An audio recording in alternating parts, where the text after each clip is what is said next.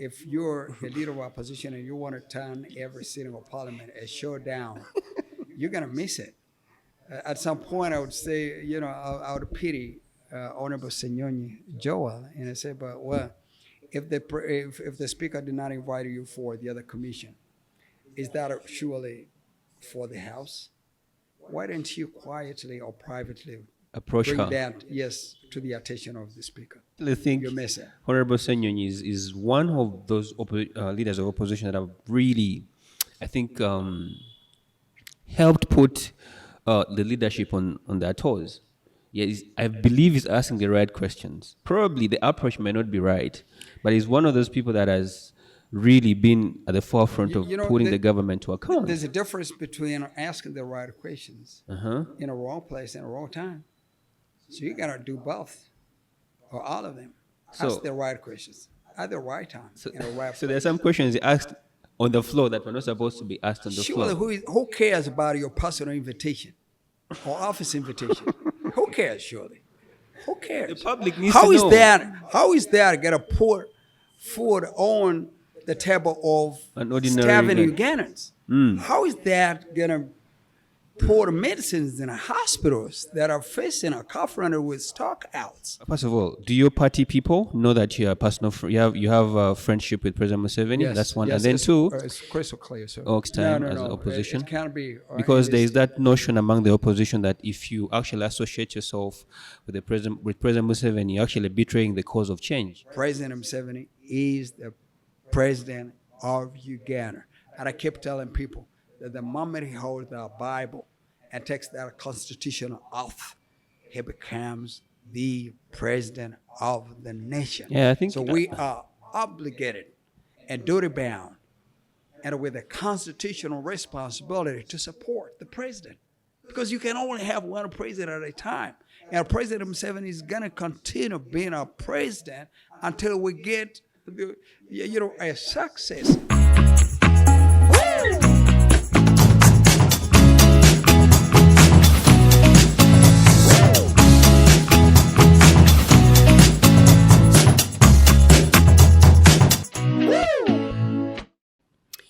Hello and welcome to the podcast. My name is Francis Emokule. Today we are joined by Honorable Atkins Katusabe. He's a Ugandan political scientist, a scholar, and a former member of parliament for Bukonzo West in Kasese District. Honorable Katusabe is a member of the Forum for Democratic Change, one of the leading political parties in Uganda, which is in short the FDC, and he has served as a shadow minister for cabinet in roles including the Minister of Public Service and Shadow Minister for Foreign Affairs. And beyond politics and parliament, he has also been known for his works in governance, policy, and international relations.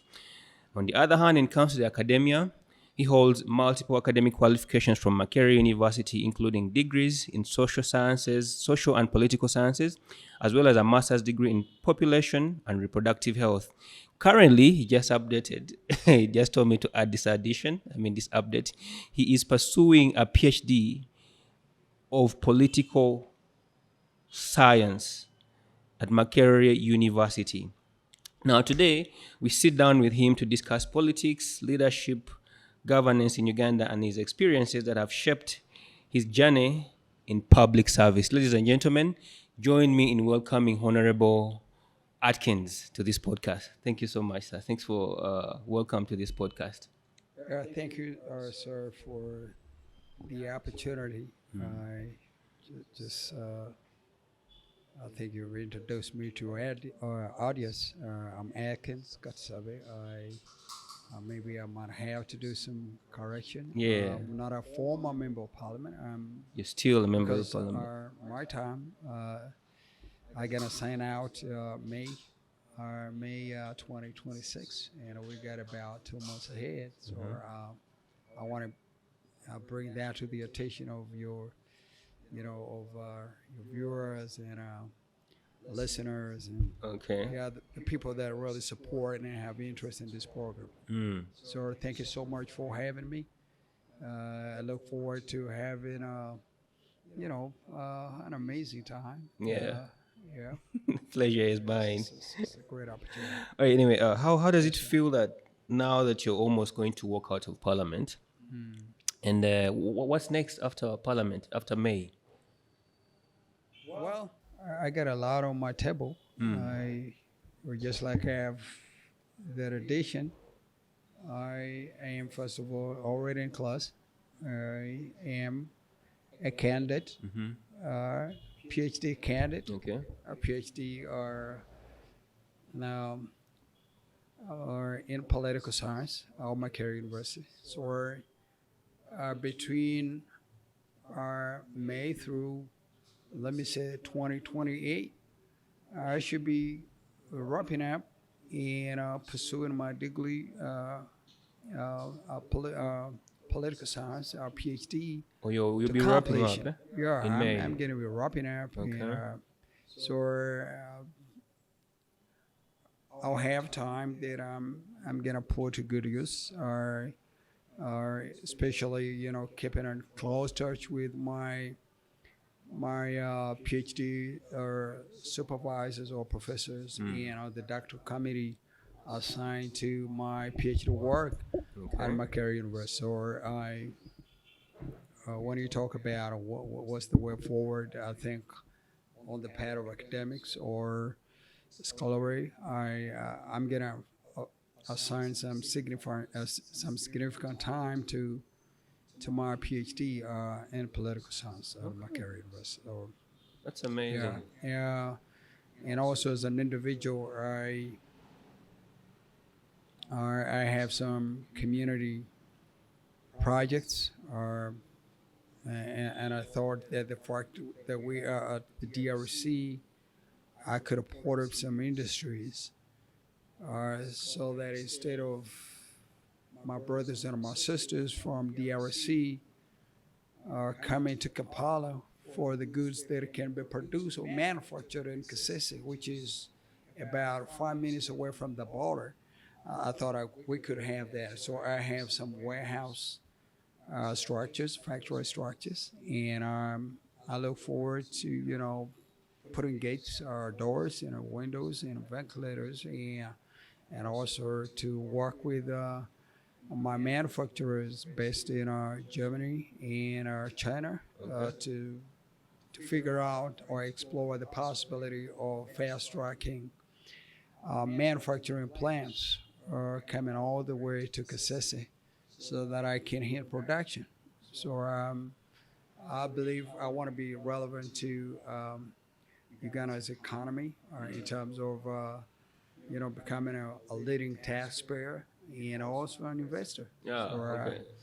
So you're going and into that's gonna, entrepreneurship. yeah, sure. That's I imagine gonna help create jobs for our community people, but also make a turnaround in the community that certainly came along with industrialization. So I got my work well cut out, and of course with array of qualifications, I believe that I can still be relevant to government service in terms of guiding policy and interventions, and also I think my focus right now is and I brought it to the attention of government that we're not doing all that well on the international scene.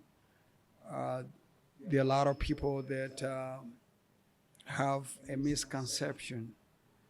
There has been a lot of mischaracterization and country character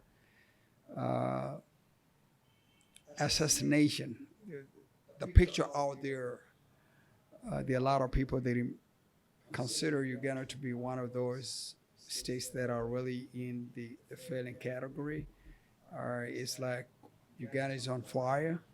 It's a burning country.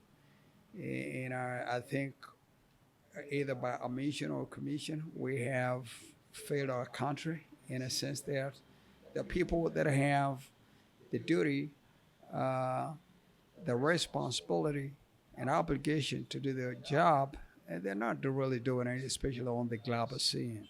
Okay. Yeah, so I want to assign myself, first of all, to bring the honor and the respect that we had as a country back on the global scene. And I'm trying to look at a united, strong, respected, globally, and a prosperous Uganda. So I'm going to find or explore the possibility of working with government, either formally or informally, Okay. especially to work on the international image. I believe that while we're doing so much in country, but I think our external image. So I want to put a lot of focus on the international dimension as it relates to For our Uganda. country, because Okay. we're losing it at the World Bank, we're losing it at the European Union, go to the United States, China and Russia. How do they fit in the equation? Are we going to China because we have human rights issues? Okay. Are we going to Russia because, they're not trying to say, but you have some domestic issues that you need to clean up? I mean, how do we align our national values to the international values? So I have a feeling that as somebody that believes that we can build a Uganda that is big enough to accommodate everybody, and also to say, okay, you guys, yes, we might have some democratic deficiencies, but these are not limited to Uganda. It's like the entire African continent is sucked into a political maze, and also to look at our neighborhood. If we got states like South Sudan that are not yet on its 2 feet, and that we also know and appreciate as political scientists that bad governance is contagious. Yeah. It is transmittable. It can spread from a nation to another nation. Or you can look. We've kept the East African integration on paper. How do we put it into practice? So I have a feeling that as somebody that puts my country first, I believe that my time, these 5 years, can be put to good use. And on principle, I'm available. I'm available to either scholarly or academically, intellectually, but also professionally. I feel that we can do better. We can do better as a country. Sometimes people imagine that when you paint that dark, bad image in Uganda, but you're doing it to a country, not to a system. I belong to the opposition, but Yeah. I feel nation building is a collective effort. It's a collective duty, collective responsibility, and collective obligation. We are in this together. The problem cannot be President Museveni. Forbid it from me. I mean, forbid. The president as an individual cannot be a problem of a nation. As political scientists, I think, I keep telling my professors, both here at McCarry University and in the United States, I think as a country, if I look at it, Uganda, we're not doing so enough. The professors are now too restricted to the lecture room. Gone are the days, about 30 years ago, when we used to have people like scholars or intellectuals like Professor Mamdan and Professor Mujaja Kiki and professors of political science that would give political and the public lectures, to help guide the country. So we have left the destiny of the country in the hands of people who have absolutely no idea on what it takes in terms of governance. You say that we've left the country into the hands of people that have no idea on what governance is about. So the question is, who is this group of people? Well, I'm not going to be really specific, but the point is, the governance engineers or governance drivers. You're looking at the executive, you're looking at the parliament, you're looking at the judiciary. So the three system organs, itself. yes, the three organs of government. When we get to parliament, we tend to cut and slice ourselves. We have the so-called opposition, we have the people in government. But government and opposition are one and the same. Because in the first place, government has got three organs. You have the judiciary, you have the legislature or the parliament, and you got cabinet or the executive. So there's no way you're going to say, I'm in the opposition, I'm now part of government. Forbid. I hear a lot of people saying President Museveni is government. President Museveni doesn't have a government. He has an administration.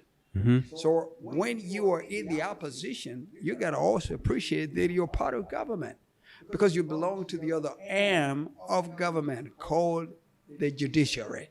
So it's like, okay, what goes wrong? That's attributed to the president, President Museveni. What is right, we can share. No, come on. We are duty bound, even in parliament, bidding the opposition. That we're duty bound and obligated to support government, and also encourage government to ensure that we invest together. Government has got three organs, so the opposition are part of government. You can only see the President Museveni administration. That's okay. You can extract yourself and keep a distance and say that's President Museveni's administration. But when you're talking about government, the government or the government of Uganda includes myself, Atkins Katusabe, as a member of the Forum for Democratic Change, but a member of parliament. So I'm part of government. So government failure, it's because I've not done my job. Okay, so let me stop you right there. You say that as an opposition member of parliament. Yes, sir. If I'm following correctly, because you have an accent, and I'm really trying to grasp what you're saying. So you say that the issue is not President Museveni. No. The issue is the leaders failing to do the end of the bargain. What we have as the challenge, the greatest challenge confronting the nation Uganda is a leadership crisis. Is it from the opposition or from the leading? Equally, what we share equally. It's like we made a parliament a fighting arena. So the parliament is a fighting arena. It's a fighting arena. Instead of supporting the leaders of the institution called parliament, it's like we want the Ugandan out there or our fellow citizens to look at who is fighting for you. This is not about who has won or has lost. We're in this together, and we have to ensure that we have a clear agenda. The motion that we support or reports or bills that we support or facilitate in Parliament that are bipartisan. If we have no medicine in the hospitals, that affects everybody. Okay. It's colorblind. If we have bad roads, that's going to affect everybody. If we are choking on loans, it's going to affect everybody. It's going to affect everybody. When we have our young people that cannot find a job, that's going to affect everybody. It's not going to affect the yellow people, or blue or red or green or purple or. From what I see, there's a problem in leadership, especially in opposition leadership. We have a leadership crisis. And we for have me, a leadership crisis in a sense that we as members of the opposition, I keep wondering why we can't have candidates or we can't have journalists that are going to ask the right questions. I'm asking you the right question right now. When somebody offers himself or herself and says, okay, I'm going to run through this party. I want to be a presidential standard bearer. I have been expecting our journalists to ask them the right questions. Because you see, I'm not going to talk so much about, about the nitty gritties, but I'm going to focus on things that I feel in a position, if we put them in a place, to move our country forward. Because you see, first of all, we need to appreciate the fact that being a president is not going to change who you were. It's going to reveal who you really are. And also to appreciate, especially those that really through a political process, go through the primaries and become standard bearers at a presidential level for their political parties. First of all, for somebody to recognize that when you express interest to run for the presidency of let me say, you want to become a president of Uganda, you have to appreciate that.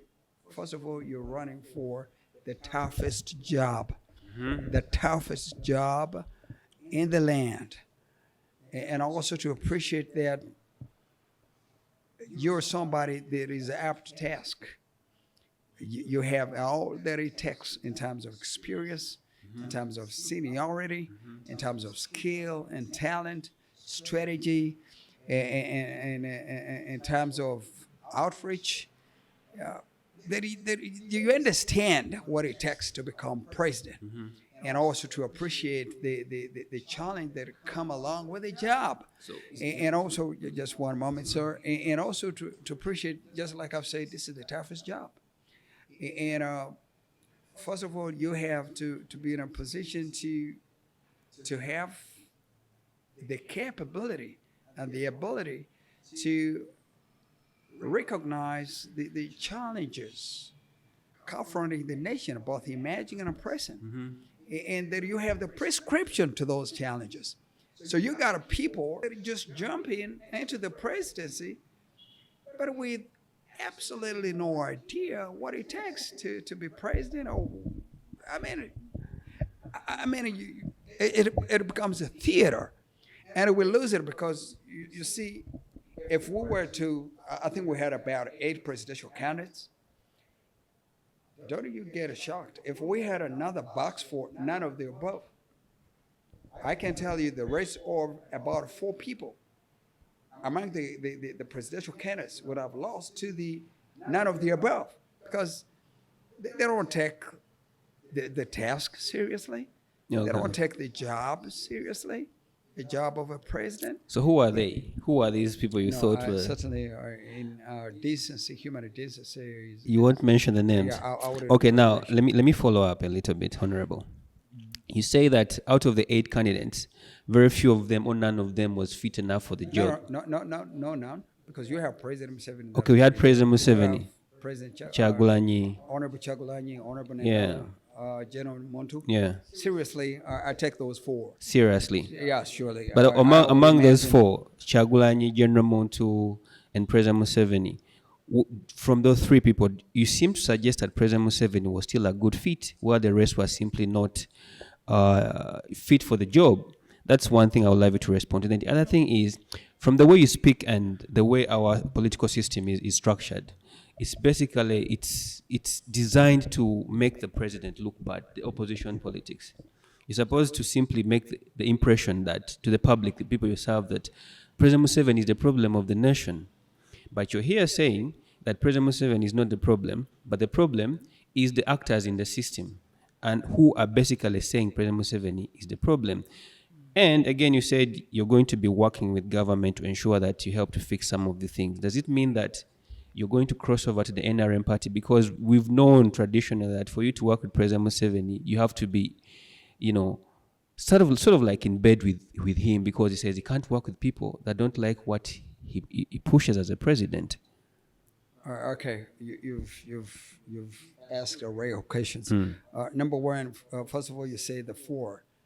Yeah, the 4 candidates. All of the 4 really qualified. Okay. Yeah,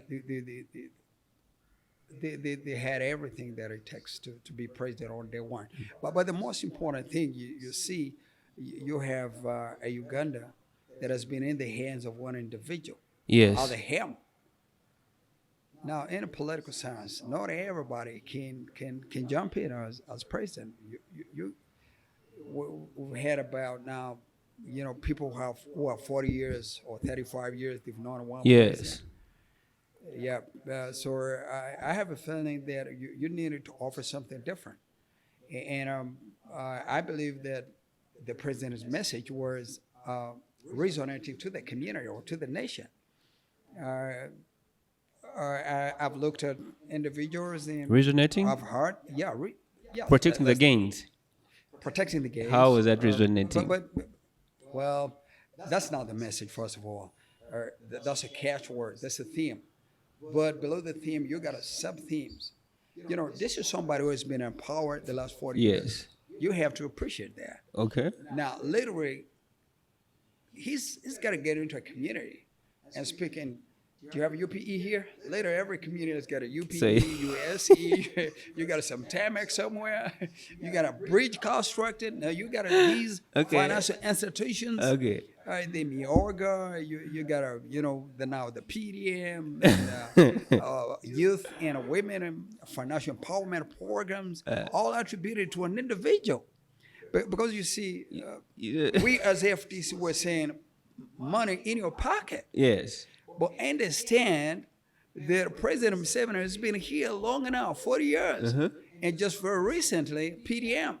So while we, the FTC, are saying money in your pocket, but the individual, our fellow citizens saying, but look, we don't have you're money saying in the pocket, but we already have money in our pockets. For very few Ugandans. PDM, look at that, 100 million every parish. That's a lot of money. How many people are getting this money, There are quite a lot of them because you see the moment they say, but in your life and in your existence, 1 million getting into your pocket, that is something that was unheard of. Your submissions are very interesting. You know why? Yes. Because you're an opposition member of parliament. I said I'm not going to give this... we're not going to have this conversation from a point of my being opposition. Oh, okay. We're going to have it more of my being a political scientist, a scholar. Actually, I think I like that. Yeah, a scholar. We'll look at it. We're brutal. Yeah. We're brutal. These are things that I've even presented before my opposition community or before my opposition leaders or colleagues, and say I'm gonna say it as it is. So we need people that understand the job of being a president, and also they take their job seriously. So we had a lot of people that did not have an idea. You see them down, and I was expecting you guys. Okay, give me. Because you're not going to have the resources, first of all. Even becoming a president like today, you're behind that executive desk in Nakasero or in a Tebet State House. You're not going to have all of the resources at the same time. No. Yeah, definitely. We're not going to solve or turn around our economy within a minute or our social dimension within a minute. I want you, if you want to become a president of the nation, I want you your 5 agenda items that you feel are present. They have no idea. They will get into democracy. Democracy is okay. But democracy without understanding democratization is nothing. Looking at human beings without looking at human rights is going to do nothing. Looking at the law, talking about the law without understanding the rule of law is going to do nothing. When you talk about governance, you're not looking at the dynamics of governance. So I think we got people that are ready, and that's the reason why. Because the president has been here long enough. Every time he offers himself and appears on the ballot, it's like Ugandans are saying, "But look, yes, we don't have A, B, C, but at least we can sleep." That should never be. Ugandans need an assurance that when you become president, the military our police officers, or the UPDF, or the prisons, our security men and women will be ready to salute you on day one. But we got a people that run their campaign like they're going to have their own army. And you create a sense of insecurity, even in the armed forces. Everybody knows that when you become president, you're going to be a commander-in-chief. And I want people that are going to run like General Muntu or Honorable Nathan Nadala Mafabi. They're not running and putting or creating an impression that they're going to create their own army. That yes, you see, you're in the UPDF or police or you get in prisons, but you have an allegiance. You have you took an oath to protect and defend the Constitution. But here you have Defending an individual. army people. You have army people and those that are in police or in the prison that are sent. If that guy gets a job, Will not salute him. I have a feeling it's going to be difficult for me to, because first of all, he feels like he's going to come with his own army. Yeah. You as a candidate has not even assured our security people. So you've not assured our security people, and they're looking at you as a threat to either the position or even to their ranks. Okay. So we need to understand, or to be in a country that you see you can only have one president at a time. Right now, President Museveni is our president. It doesn't matter whether you are in the opposition or you're in the NRM government, in the NRM administration. President Museveni is the president of Uganda. And I keep telling people that the moment he holds the Bible and takes that constitutional oath, he becomes the president of the nation. Yeah, I think so. We are obligated and duty-bound and with a constitutional responsibility to support the president, because you can only have one president at a time. And President Museveni is going to continue being our president until we get a successor, be it in the opposition or from the current structure. So I think we need to appreciate. I hear people, especially in the opposition, including in the parliament, addressing a president as Mr. Museveni. I mean, why do you struggle with? But anyway, sometimes I forgive them because they don't have the ability. They've never been to a political science class. That you can only have one president at a time. It doesn't matter, like in the United States, whether you're a Democrat, for as long as the one in the White House is a Republican, that's the president of the 50 United States of America. You can't say because you're a Democrat, so you're gonna say President Trump is not your president. I mean, in America or in the United States, certainly that doesn't appear. But here we look at it. I'm FDC, so President Museveni is not my president. You become a joker. I think it's a systemic problem. If you really ask me. You're saying I gotta work with President Museveni. First of all, you have to understand that President Museveni is my personal friend. Okay. My personal friend. I've hosted the president in my community. I invited him all the way from Kampala. We went to my community. Really? Yeah, he has delivered on those things that I feel this is a common good. So we talk privately, but about national building, about our country. We talk about our community, what it is that the government can do for Kasese and for Uganda as a family, and also to qualify that further. Sally is a personal friend, so if I really happen to work with the president, it's not going to shock anybody to work with the president. Do your party people know that anybody? I'm not among those that go to State House quietly at night in a disguised dress code. So you don't pretend? No, sir. If I pick a call, President Museveni. Pick my phone and I call the president, and we had a conversation. I got to let the nation know that I had the opportunity to speak with President Museveni. Do your party people know? And I do. And by the way, in my community, I don't hide it from anybody. When I speak with the president, I come and relay it to the community, because they got to know this is not about Atkins Katusabe. It's about our country. It's about our community. Yes, it's about our region. It's about, global affairs. So, do you think? Do your party? First of all, do your party people know that you are personal? You have a friendship with President Museveni. Yes, That's one. yes, And then two. it's crystal clear, sir. Okay, is that one of the reasons? Could that be one of the reasons why maybe you did not go through this time as an opposition? It can't be. Because there is that notion among the opposition that if you actually associate yourself with President Museveni, you're actually betraying the cause of change. No, that can be a reason for. I think it could be a story for Another day. Okay. Yeah, but personally, as Atkins Katusabe, I made it. I got a winning vote, but basically, it was a declaration from our community. The individuals that I don't want to really even mention. So you're rigged. They rigged your vote. Yeah, I am deeply grateful to my community people, Bukonzo West, for having massively voted for me.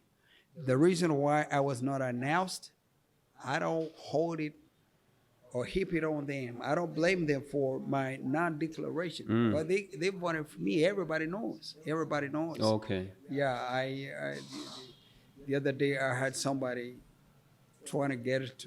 I think I saw it on a WhatsApp, one of my opponents, the one that was declared, saying he got to take me to court because I said he was voted by the military, and that's very true. I mean, he was not voted by community members. Oh, they used force and the military to intimidate the people. For everybody, Okay.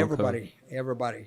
The military, they were not registered. First of all, they were not registered voters, and they were voted multiple times for NRM standard bearers at the parliamentary level.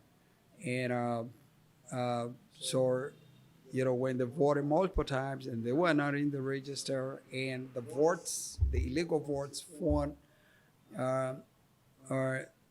got into the ballot boxes. That's the reason why we have six NRM MPs. They were not voted by the people of Kasese. Never. They voted, I yeah. stand. Yeah, because even one of them, Honorable Kimberly Ferrigo, in his own words, he said the NRM MPs, except himself, that's what he said, were voted by the army.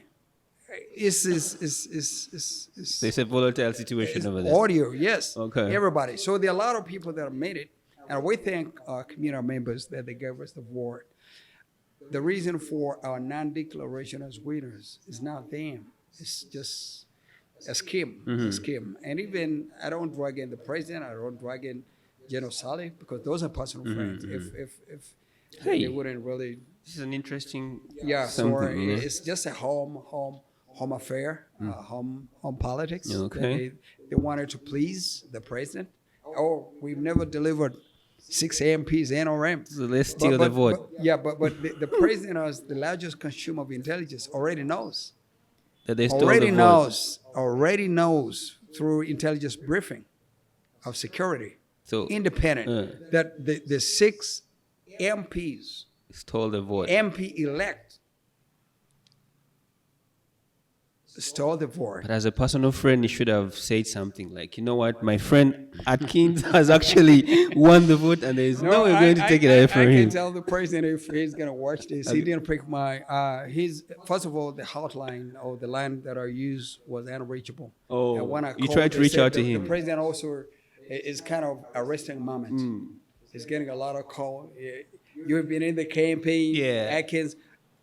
President Museveni has also been on the campaign trail. So he's busy. The president is tired and he's resting. So the private call, the calling system, private calling system, Okay. as friends.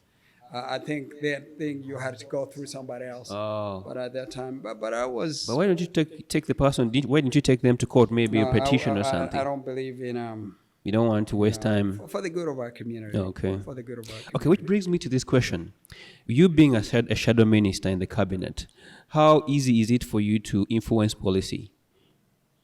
Well, it entirely depends on the leadership of the opposition. Has it been easy for you? I think we need to appreciate as a country that it's not about competition. It's about cooperation. How do you cooperate With the current government? with the sitting president. government, sitting president or sitting administration. And I think that has been a missing link in our leadership dimension when it comes to the opposition. The 10th Parliament was super because I believe that Honorable Wayne, the fact that she had been in a parliament long enough, she knew and she had everything that, she had the competence, the seniority, the experience, the talent, the skill to deliver on the job or on the mandate of leader of opposition. And then, of course, came Honorable Puga Matthews. He did a good job. Then I think we had that transition. Into a nope. Yeah, and the Senyonyi. transition. Yeah, into. To me, I think he has to appreciate that when you have a Speaker of Parliament is the head of the institution. You have to work. You're duty bound to work together, but on principle, putting country first and putting the image of the institution. Okay. You can't have a speaker on one hand and you have a leader of opposition on the other hand, and yet serving in the same family. You're not gonna have two leaders for the same institution. A leader of opposition is a facilitator. You have to facilitate the Speaker of Parliament. In any case, you have to reinforce. So if every sitting, if you're a leader of opposition and you want to turn every sitting of Parliament a showdown, you're going to miss it.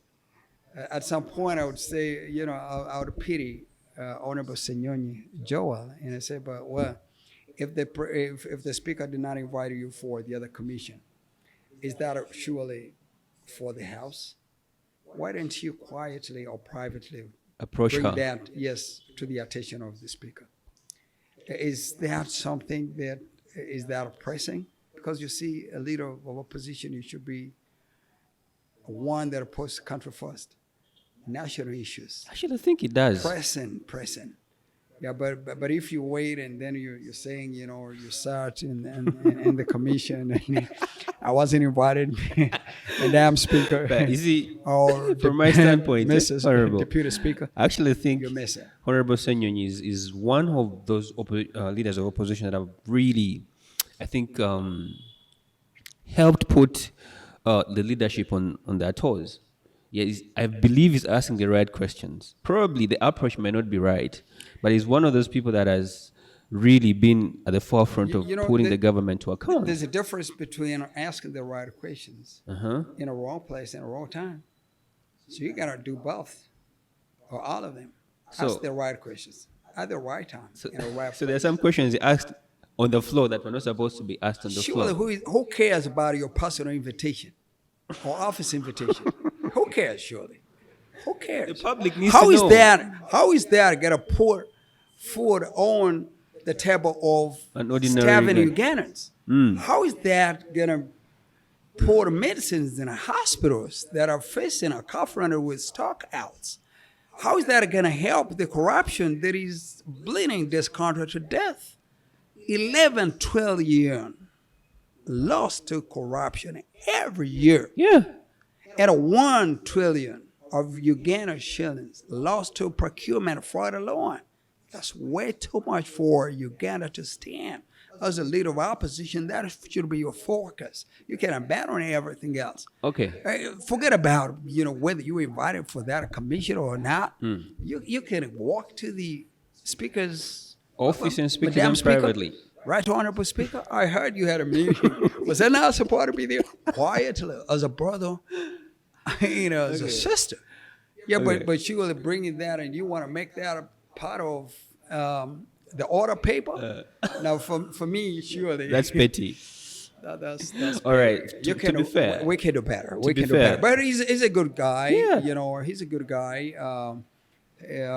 He's brutal in terms of delivery. Yeah, it's at that point I also want to pick your opinion on what you think his inquiry into the Uganda Airlines saga was concerned, because he raised these questions earlier on, and alas, see what happened eventually. Uganda Airlines has been going through, registering losses year in, year out. It literally never made any profit, and corruption has been happening over there, and the taxpayer is going to be the one to incur these costs. So you're talking about you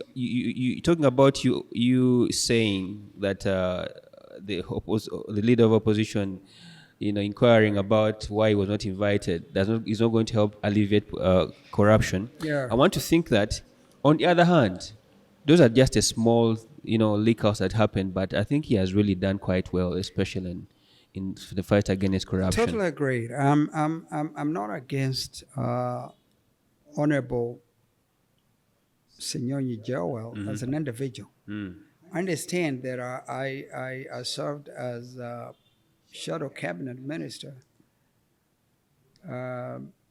in the Honorable Mpuga administration. But the last meeting that we had, I said, if you were to change or bring somebody else, I'm excusing myself. I don't want to serve in the next shadow cabinet. Because Why? I said, first of all, I felt then that Honorable Mpuga had served as a glue that was bringing every opposition member together. And I told them that's going to cause a lot of distortion. We have an agenda. Our work is clear cut.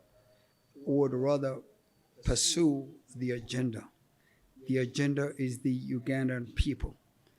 I don't think that Honorable Mpuga is the problem that we face as a country. If there are certain things that we need to perfect, but I don't think that there's any driver for us to get him out of the office. Okay. And should you think that's what you want to do, don't put me on shadow cabinet. I don't want to serve as a confusion. And by the way, we're ending this quarter where Honorable Senyonyi came in. Literally, the opposition got scattered. You've seen Honorable Mpuga had people that believed in him. Yeah. And thought, I think there was no valid justification for him not to finish the 5 times. And I can tell you that is one of the things that weekend we couldn't package a message and send it out to Ugandans to be received. So my point is that I believe in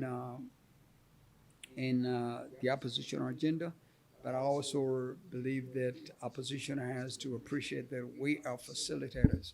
We have to facilitate government. We have to reinforce. True. We because like someone coming from the academia, I believe that it's not so much the lack of democracy. It's not the reason why we don't have the hospitals. We don't have the right hospitals. We're not paying the doctors and the teachers and the engineers. And it's the lack of evidence intervention, or intervention that is not anchored on evidence. A lot of intervention that we make, a lot of programs that we put in place in our country are not really guided by research. They're not guided by science, technology, and innovation. And as a result, when we intervene, we go off MAC. Yeah, you can't fire and then say, I'll aim after firing. You can't have food on your table and say, I will wash my hands after taking the food. Eating. Yeah, so I have a feeling if for instance, I will tell the president, the reason why a lot of people imagine, or some people imagine, that you've not delivered enough in 40 years is because the science and technology and innovation or evidence.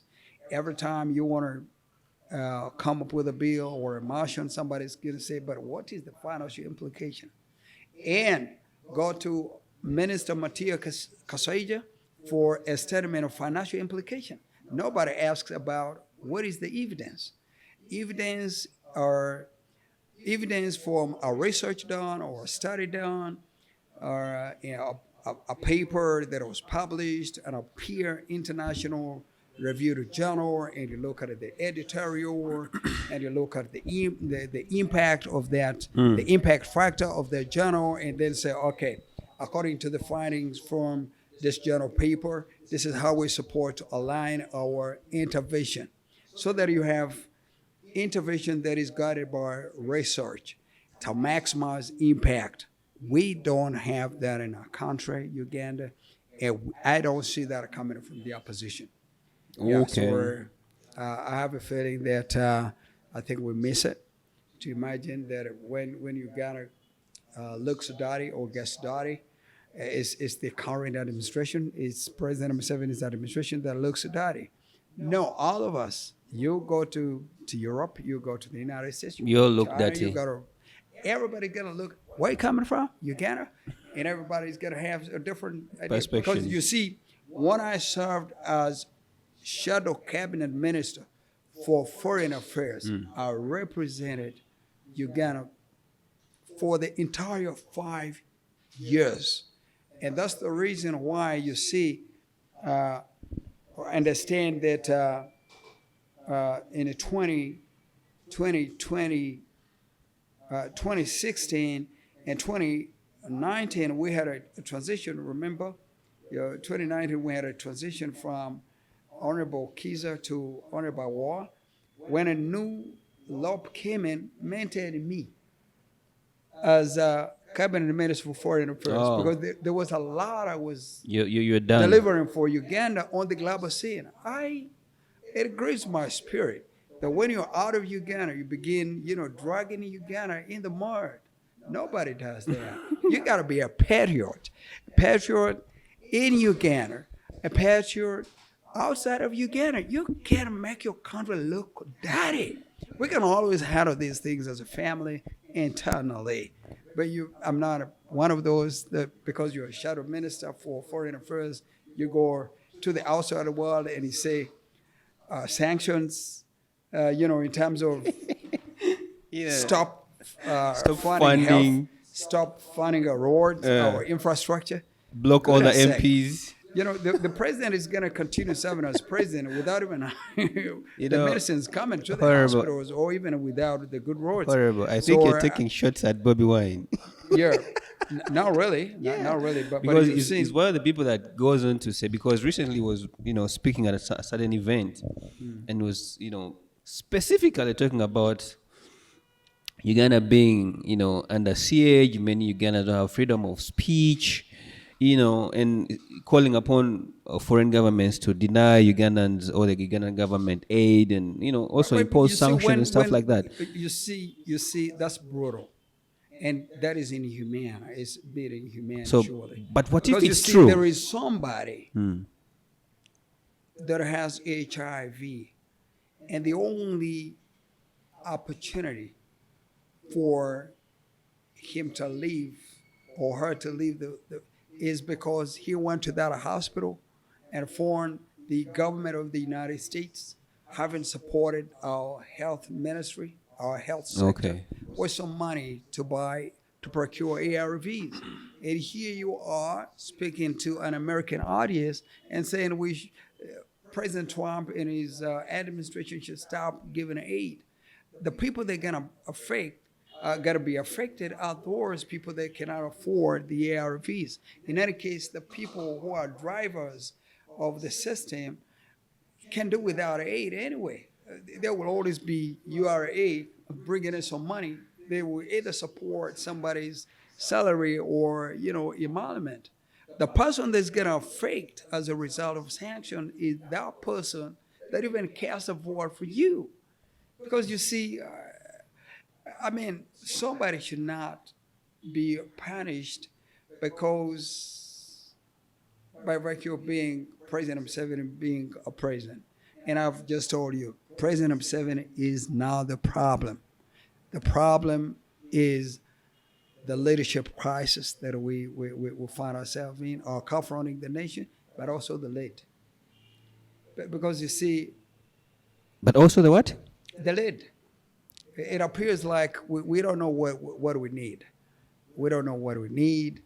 I keep hearing people.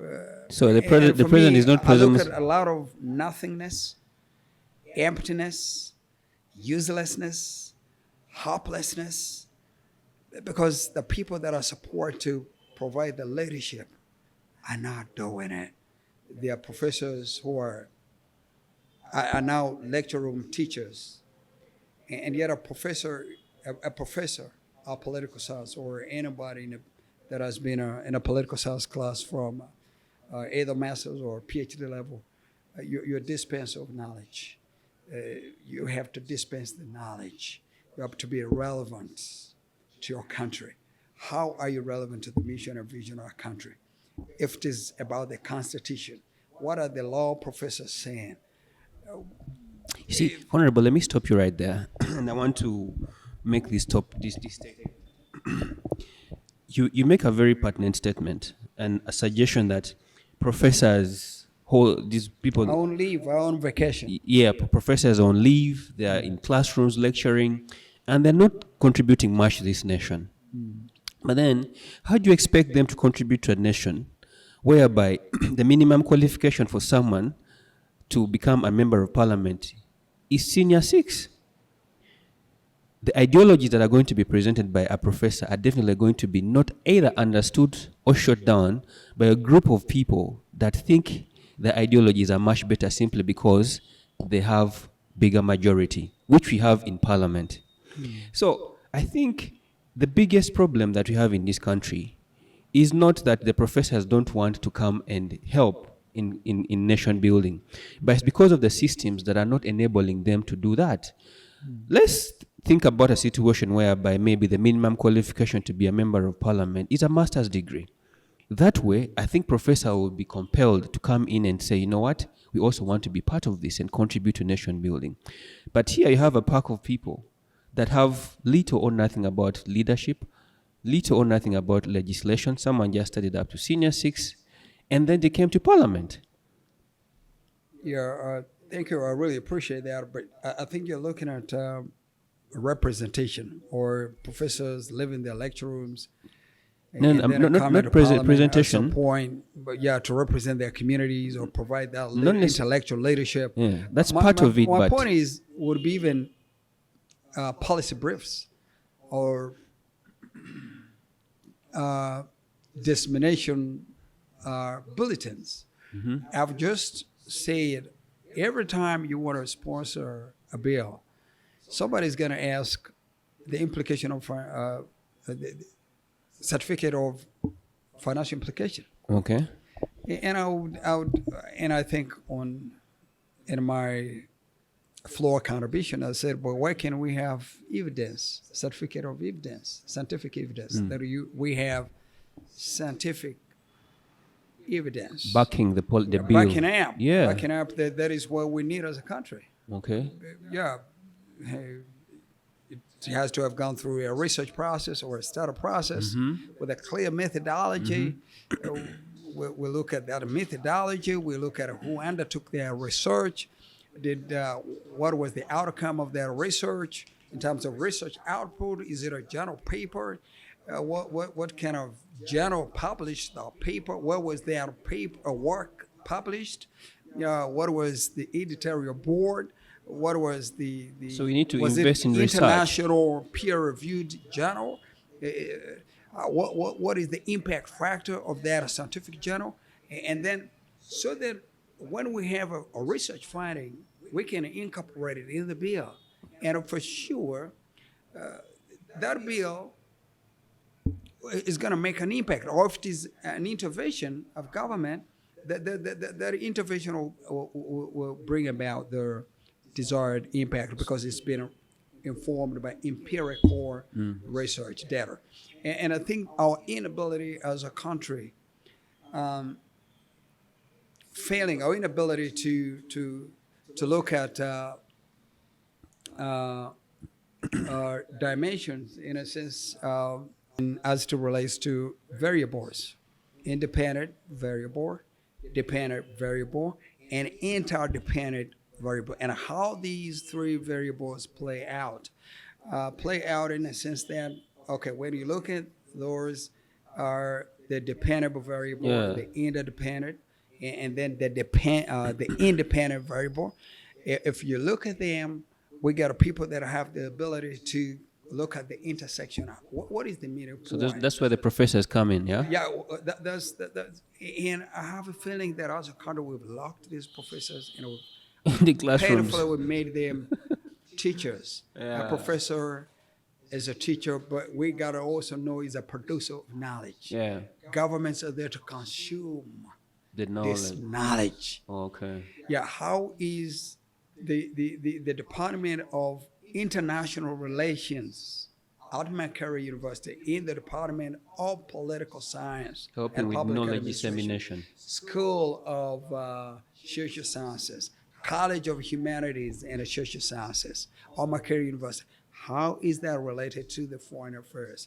How much knowledge is produced in the Department of Political Science, but the component of international relations? You don't stop at knowledge produced, but you also go a step further to appreciate now or to want to recognize how much of that knowledge produced in that component of international relations is consumed in Ministry of Foreign Affairs. Likewise, the knowledge produced in the School of Agriculture, College of Agricultural Sciences and Environmental Sciences, how much knowledge is produced? Now, after looking at how much knowledge is produced in that college or in all of the college across the country, how much knowledge is consumed? The Ministry of Agriculture. Yeah, we Okay. should have, and I would implore the leadership of Parliament in the 12th Parliament to say, what you presented is not believable.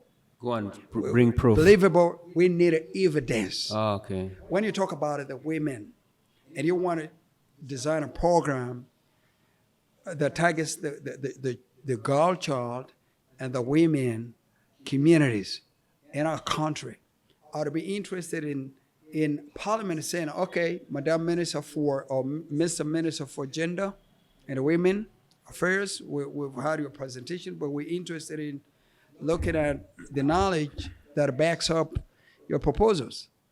What does the School of Gender and Women's Studies at McCarry University or Champago or Gulu or So Beraro basically, you're Kabale? saying we need to involve and invest time in evidence-based bill suggestions. That's the reason why we pay the professors in McCarry University.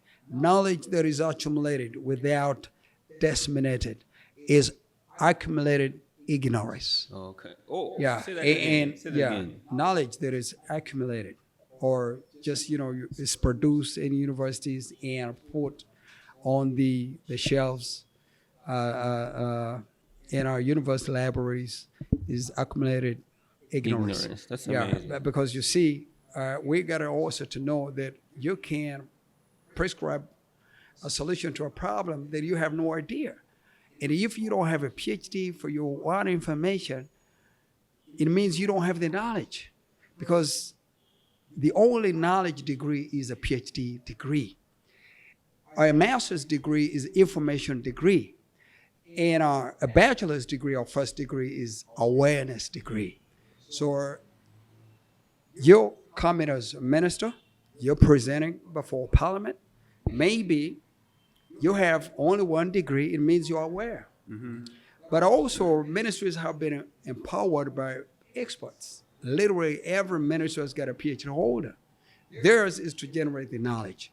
So I would rather that when a minister comes before a cabinet to present, you have input of experts. I'm not saying a minister should have a PhD or a member of Parliament shouldn't. No, Honorable. No, well, Let's not be polite yeah, about so this thing. my point is, Yeah. a first degree is an awareness degree. A second degree is information degree. A third degree It's a is knowledge degree. degree. And for goodness sakes, you're not going to do much if you don't have the knowledge. So you're a minister, tap into the pool of knowledge that you have within your ministry, because we have literally encouraged every minister to have experts, a panel of experts. So you have literally whether it's education headed by Mama, but you've seen the submission coming from the Minister of Education is expert submission. Not that Mama doesn't have. So she has experts. No. Mama doesn't have even the time to do those are things. But her sons and daughters are PhD holders in the ministry. She has hired them. So when Mama makes a presentation on the floor of Parliament, you look at a broad. You look at constructive submission coming from the Minister of Education, coming also from the Minister of Health. I've seen that because those people tap into the pool of knowledge. PhD holders. Yeah, assembled by experts, many of whom are PhD holders. I'm not one of those that are really complaining so much about our education because Mama's daughters and sons are PhD holders, and she deploys them to do the job. Amazing. And I think if we have struggling sectors, education is not one of them. It's not. You sure? That's because when you look at our university ranking on the global scene, I look at also the scientific and academic collaboration of Ugandan universities. We have universities in Uganda that collaborate with Harvard, Oxford. There's that degree of collaboration with internationally recognized. But it all depends on the foundation that Mama, Honorable Minister Janet Museveni has put in place. So my point is to appeal to every ministry that we have, take advantage of the pool of experts that we have, the body of knowledge assembled together by these experts. That's the reason why we pay scientists. That's the reason why we support science, technology, and innovation. Look at the narrows coming up with amazing stuff. Are you aware that the mother to child HIV transmission model was a model developed right at Makerere University, sir? No. It's a miracle model across the globe. Yeah. So we have miracle workers in lecture rooms or miracle workers in university labs or college labs, and we have to tap into the resources. I'm one of those that feel every scientist in Uganda should have a grant because these are knowledge creators. We are not going to shift. We're not going to somersault Uganda into the middle income if we don't support research and development, if we don't support science, technology, and innovation. So every scientist in Uganda must have a grant. And I'm not talking about those that are science-based. And that's the reason why I think we have trouble in this country. When I joked with the president, Mr. President, you're a political scientist like me. You're a scientist because you did a political science. The scientists in the sciences, a physicist or chemist or entomologist or agronomist or a forest person is a scientist, but you in the humanity, you're also a scientist. Now the difference is that the other one is generous knowledge, and you who is from the humanities, be it CRE or divinity or history or political science or sociology or psychology, we're looking at application.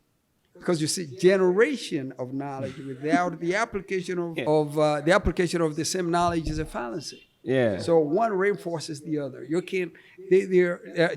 Knowledge producers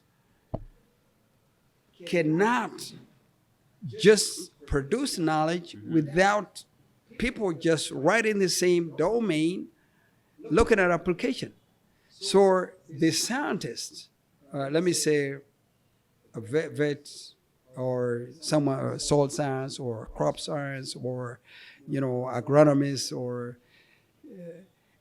they will produce knowledge, yes, but you need a social scientist to look at the application of that knowledge.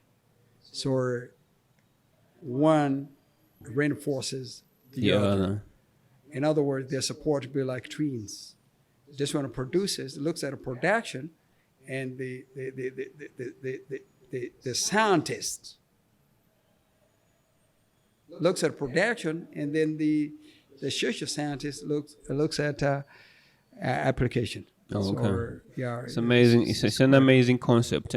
Yeah. And I think as we conclude this particular segment, I think I agree to a good extent that bills in Parliament going forward, I think, if at all they take up this idea anyway, should be evidence-based.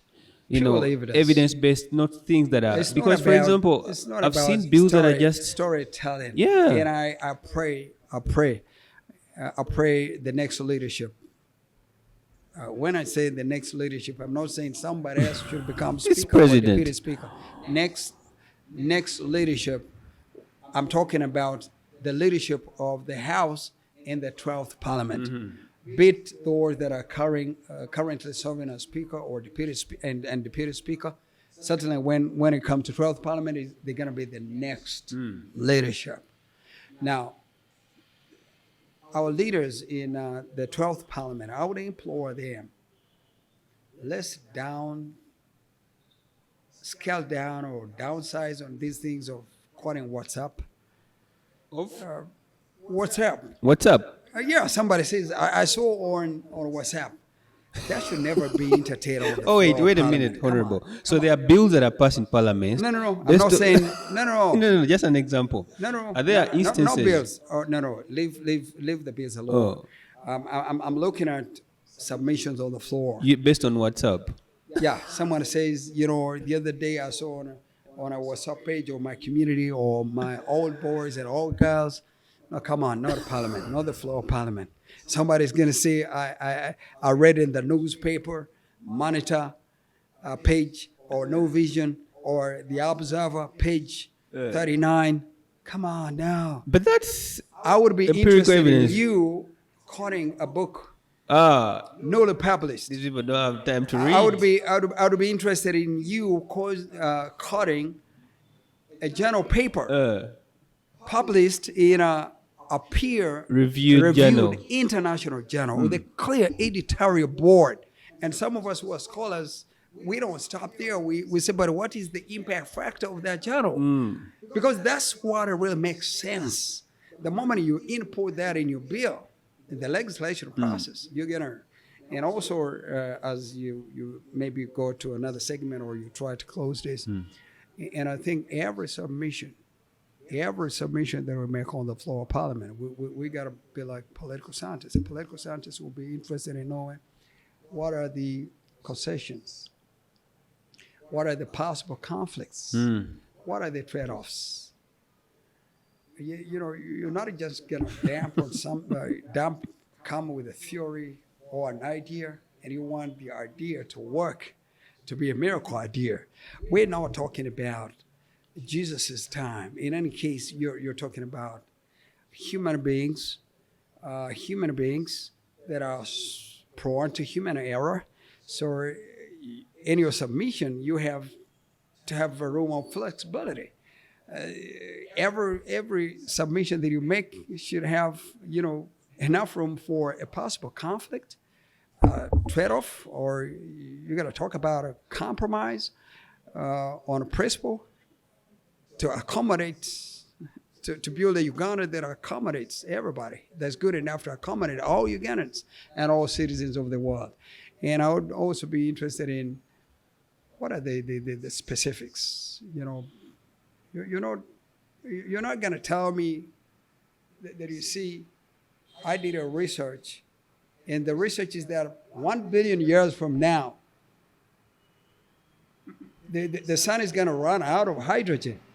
And because the hydrogen feeds the sun, you're going to have the sun, collapsing the entire world.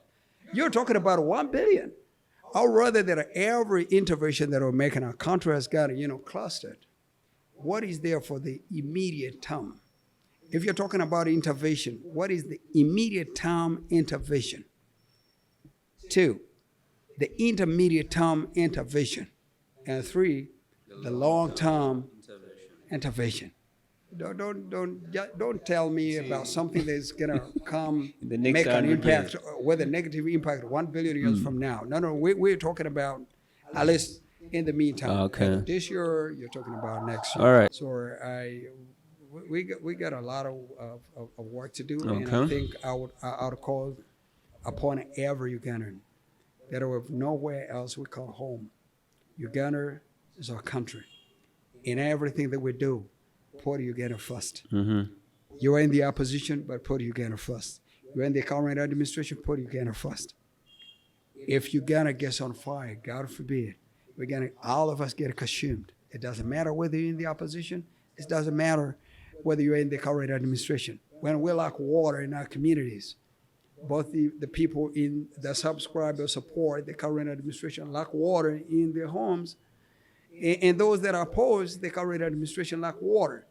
If we can find no medicines in the hospitals, the person that subscribe to the NRM and that when they subscribe to the opposition, Will equally both get communities, affected. yes, get affected, and deal with this thing called corruption. I don't think opposition people, I don't think that we have really worked so hard to facilitate or reinforce government in fighting the corruption, because the accountability committees, all of them are owned by or are led by the opposition. So how come that every year 10, 11 trillion is lost to corruption and 1 trillion to procurement fraud alone, and yet the accountability. So I Maybe the think all of opposition us, is also this more is corrupt than you collective. think. No. Yeah. We're not pushing hard. Hmm. We're not pushing hard. We're focusing so much onto scapegoating. If that report. But it needs to be said, Honorable, because let's say, for example, the controversial service award money, where Honorable Mpuga pocketed over 500 million, that's what we only manage to know. Imagine what's happening without our knowledge, especially in the circles of the opposition. And it's interesting you say that the opposition is on the many anti-corruption boards, but corruption is Accountability. still Yeah, skyrocketing. yeah. It could also signal that So the I opposition think we're actually missing- are the we're most corrupt somewhere- people No, in I the don't- cabinet. no, I Only don't- that the public does not give no. them the eyes they need to be given. No, not the opposition. I think corruption so. In what sense? I'm talking about loss Of money. Loss of money. Yes. So Najana Nkombi or Kavuli or DP somewhere, or Yeah. Uganda House UPC. No, I'm not talking about money, but I'm talking about holding the administration or government to account. So how do you keep the government accountable if you're not going to call them out on the floor of parliament? If you're only going to be approaching them at the back of the door? No, but I think suggesting you've solutions. seen the ranking of parliament. I'm one of those top.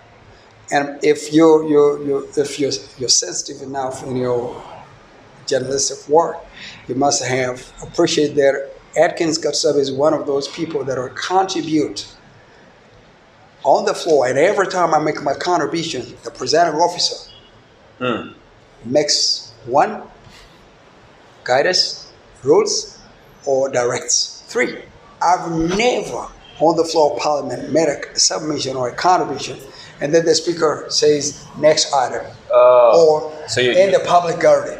No, every time I make a contribution, be it the current leadership or the previous one, right from Right Honorable Kadaga, Right Honorable Olanyo, and then Right Honorable Among, Right Honorable Tayewa, it's always been up there. SPN, everybody knows I make a contribution, the presiding officer feels the humble duty, To take it up.